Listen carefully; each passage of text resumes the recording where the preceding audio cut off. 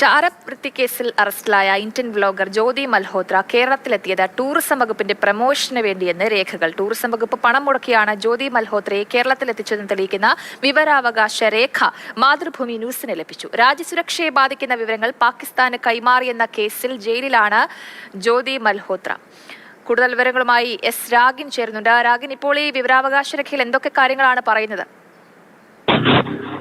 വളരെ സുപ്രധാനമായ ഒരു വിവരാവകാശ രേഖയാണ് ഇപ്പോൾ പുറത്തേക്ക് വന്നിരിക്കുന്നത്. അതായത് ഈ സോഷ്യൽ മീഡിയ ട്രാവൽ വ്ളോഗറായിട്ടുള്ള ജ്യോതി മൽഹോത്ര കേരളത്തിൽ എത്തിയതുമായി ബന്ധപ്പെട്ട കാര്യങ്ങളാണ് ഇതിൽ വെളിവാക്കുന്നത്. അതായത് ടൂറിസം വകുപ്പിന്റെ സോഷ്യൽ മീഡിയ പ്രൊമോഷന്റെ ഭാഗമായി 41 പേരുടെ സേവനം പ്രയോജനപ്പെടുത്തിയിരുന്നു. അത് ഈ സോഷ്യൽ മീഡിയ ഇൻഫ്ലുവൻസേഴ്സ് ആയിരുന്നു 41 പേരും പ്രധാനമായും.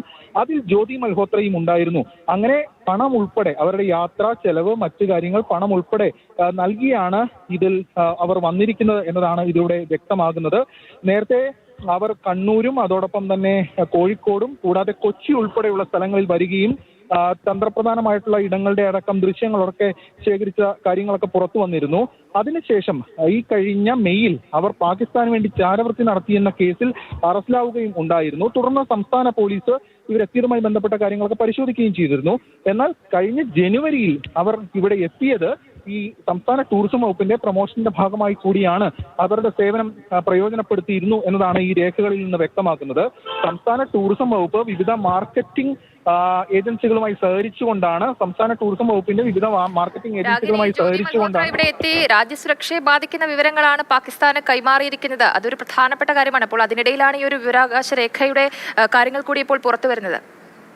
അതായത് ഇപ്പോൾ ലഭ്യമാവുന്ന വിവരം അനുസരിച്ച് അവർ കേരളത്തിൽ എത്തുന്ന ഘട്ടത്തിൽ കേന്ദ്ര ഏജൻസികളുടെ നിരീക്ഷണ പട്ടികയിലായിരുന്നു അവർ ഉണ്ടായിരുന്നത്. ഈ ഘട്ടത്തിലാണ് ഈ 41 പേരുടെ പട്ടികയിൽ ഇവരും കടന്നുകൂടിയിരിക്കുന്നത് എന്നത് വളരെ ഗൗരവമേറിയ കാര്യം തന്നെയാണ്.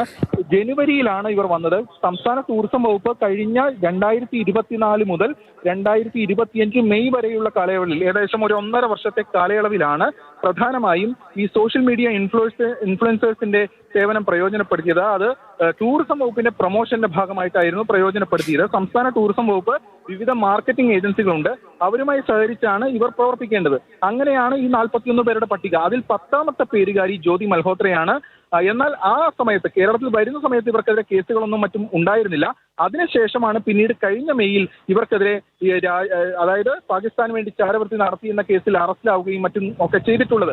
അതായത് വളരെ ഗൗരവമേറിയിട്ടുള്ള കാര്യം തന്നെയാണ്. ഇത്തരം ആളുകളെ തെരഞ്ഞെടുക്കുന്നതുമായി ബന്ധപ്പെട്ട വിഷയങ്ങൾ കൂടിയാണ് ഇതിൽ പ്രധാനമായും വരുന്നത്. അതിൽ പറയുന്നത് കണ്ടന്റ് ഉൾപ്പെടെയുള്ള കാര്യങ്ങൾ നോക്കിയിട്ടാണ് ഇത്തരം ആളുകളെ സോഷ്യൽ മീഡിയ ഇൻഫ്ലുവൻസേഴ്സിനെ തെരഞ്ഞെടുക്കുന്നത് എന്നതാണ്. എന്തായാലും വളരെ സുപ്രധാനമായിട്ടുള്ള ഒരു വിവരാവകാശ രേഖയാണ് ഇപ്പോൾ പുറത്തേക്ക് വന്നിരിക്കുന്നത്. അതായത് സോഷ്യൽ മീഡിയ പ്രൊമോഷൻ വളരെ പ്രധാനപ്പെട്ട ഒരു വിവരാവകാശ രേഖയാണ് ഇപ്പോൾ പുറത്തു വന്നിട്ടുള്ളത്. വ്ലോഗർ ജ്യോതി മൽഹോത്ര കേരളത്തിലെത്തിയത് ടൂറിസം വകുപ്പിന്റെ പ്രമോഷന് വേണ്ടി എന്നുള്ളതാണ് ഈ രേഖകളിൽ ചൂണ്ടിക്കാണിക്കുന്നത്. ടൂറിസം വകുപ്പ് പണം മുടക്കിയാണ് ഈ ജ്യോതി മൽഹോത്രയെ കേരളത്തിൽ എത്തിച്ചത് എന്ന് തെളിയിക്കുന്ന രേഖകളാണ് മാതൃഭൂമി ന്യൂസിന് ലഭിച്ചത്. നമുക്കറിയാം, രാജ്യസുരക്ഷയെ ബാധിക്കുന്ന വിവരങ്ങൾ പാകിസ്ഥാന് കൈമാറിയ കേസിലാണ് ഈ ജ്യോതി മൽഹോത്ര ഇപ്പോൾ ജയിലിൽ കഴിയുന്നതും. അതിനിടയിലാണ് ഈ ഒരു പ്രധാനപ്പെട്ട വിവരം കൂടി പുറത്തുവരുന്നത്. എസ് രാഗിനാണ് വിവരങ്ങൾ പങ്കുവച്ചത്.